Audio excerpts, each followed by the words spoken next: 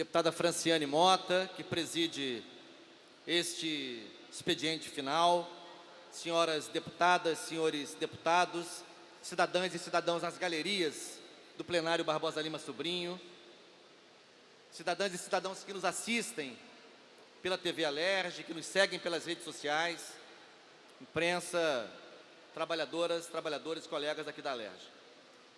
Deputada Franciane Mota, eu quero aproveitar meu tempo hoje aqui na tribuna para discorrer sobre dois temas. O primeiro deles,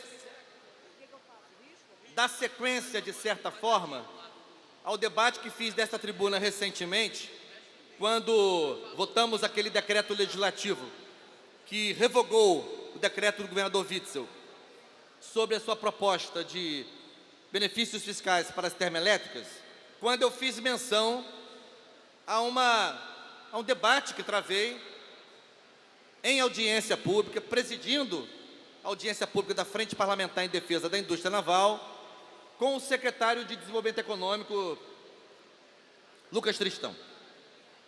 O secretário, naquela ocasião, se manifestou de modo depreciativo e também revelando desconhecimento em relação ao setor da indústria naval no Rio de Janeiro, que já teve, como sabemos, momentos de grande relevância para a economia do Estado e do Brasil, como Vossa Excelência sabe e conhece.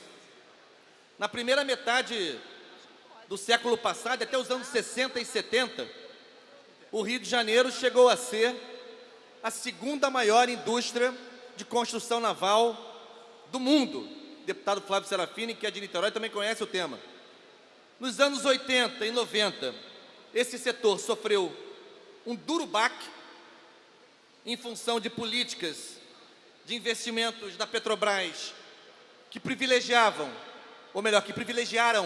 a aquisição de embarcações, de sondas perfuratrizes, plataformas de apoio, enfim, à indústria naval estrangeira.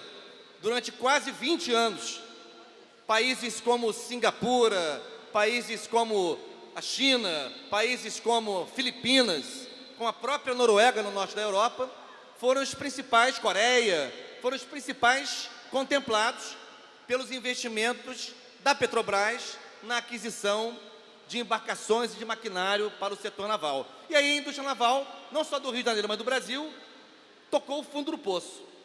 Nos anos 2000, no início dos anos 2000, esse setor voltou a crescer, e voltou a crescer muito, com a chamada política de conteúdo local, que fez com que a Petrobras passasse a adquirir algo em torno de 2/3 das suas encomendas à indústria naval brasileira, que chegou ao seu ápice com quase 100 mil empregos formais diretamente na cadeia da indústria naval, sem falar nas cadeias conexas.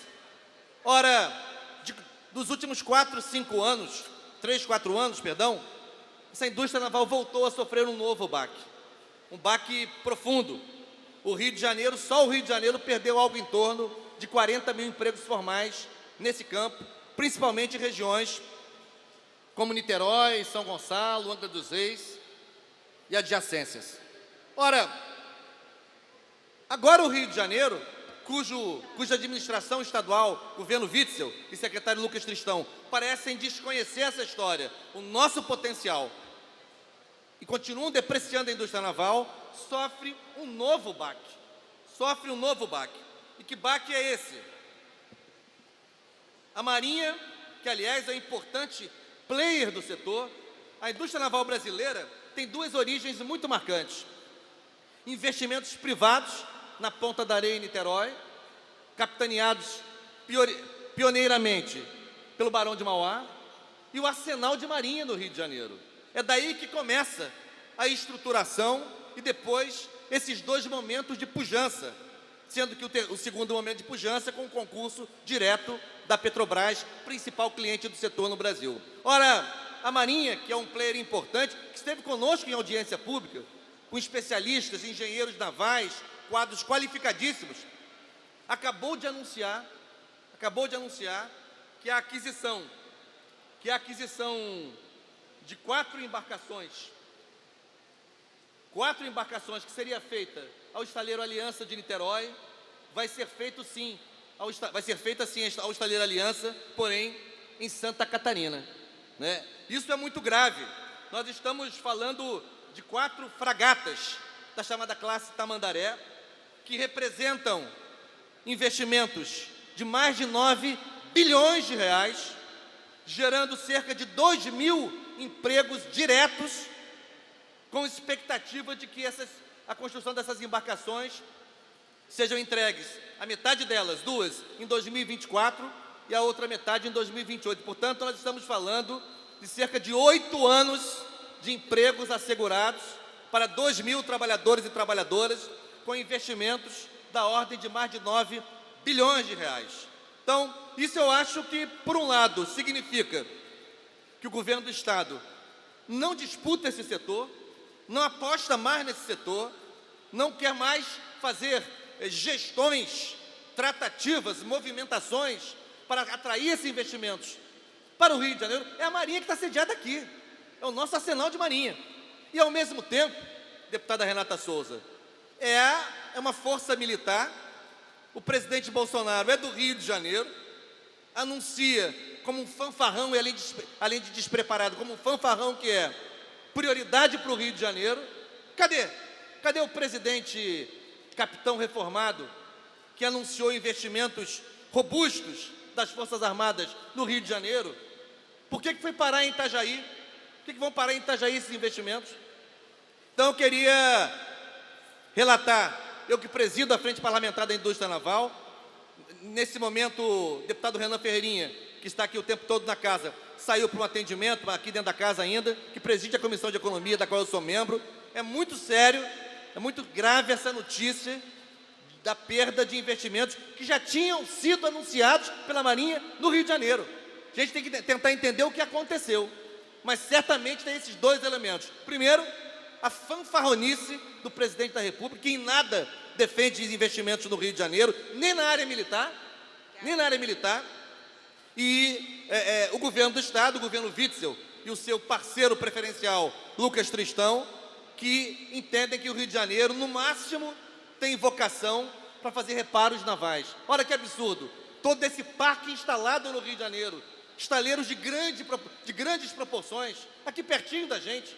Então, eu quero fazer esse relato aqui, e nós vamos tentar saber, vou tentar me dirigir ao comandante da Marinha, né, que tem autonomia para decidir os investimentos que vai fazer, mas por que o Rio de Janeiro foi preterido, por que houve um desvirtuamento desses investimentos já anunciados no Rio de Janeiro e que agora vão parar em Santa Catarina. O segundo tema que quero desenvolver é um breve relato. Hoje, a Comissão de Educação, presidida pelo Flávio Serafini, aqui presente, retomamos os trabalhos. Na verdade, retomamos as audiências, os trabalhos já tinham sido retomados. Retomamos as audiências públicas. E o tema da audiência de hoje girou em torno do balanço do Conselho Estadual de Educação. O Conselho Estadual de Educação é o órgão normativo do Sistema Estadual de Ensino do Rio de Janeiro.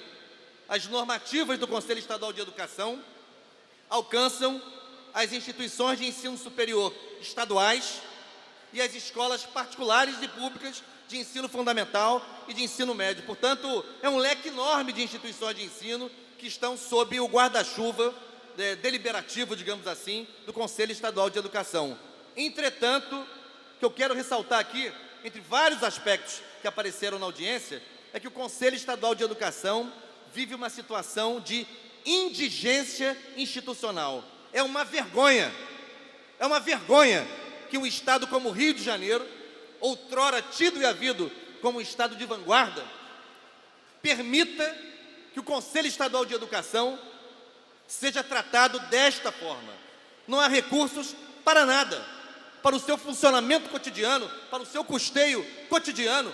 O Conselho Estadual de Educação vive de favores, para não falar de goteiras em suas dependências, para não falar que não há um veículo para que conselheiros e os técnicos que assessoram o Conselho façam as diligências na ponta, que são eles que autorizam funcionamento de escola, são eles que autorizam fechamento de escola. Ou seja, É um absurdo. Enquanto isso, enquanto o governo Witzel segue na toada de governos anteriores, isso não começou com o governo Witzel. Eu não quero ser injusto. O governo Witzel continua o processo de sucateamento e depreciação do Conselho Estadual de Educação. Isso não mudou. Agora, o que mudou, vou concluir, é que o governo Witzel continua abandonando a própria sorte do Conselho Estadual de Educação, mas quer interferir nos mandatos. Isso ele quer. Quer tirar conselheiro em pleno exercício de mandato para botar outras pessoas, quer pressionar a vice-presidente do Conselho Estadual de Educação para se exonerar, para botar uma outra pessoa. Para isso ele quer interferir no Conselho Estadual de Educação, mas para prover os recursos elementares para o funcionamento desse órgão tão importante para a formulação das diretrizes da política educacional do Rio de Janeiro, aí não. Aí o Witzel não tem compromisso com isso. Por isso eu quero aqui concluir a minha intervenção, cumprimentando o Flávio e a Comissão de Educação pela audiência de hoje. Foi um bom debate, com encaminhamentos oportunos. Por exemplo, eles precisam de uma assessoria jurídica. Por que a Procuradoria-Geral do Estado, a PGE, não destaca um procurador ou uma procuradora para ser lotada no Conselho Estadual de Educação, como tem vários órgãos estaduais, para dar o assessoramento jurídico de que o Conselho precisa?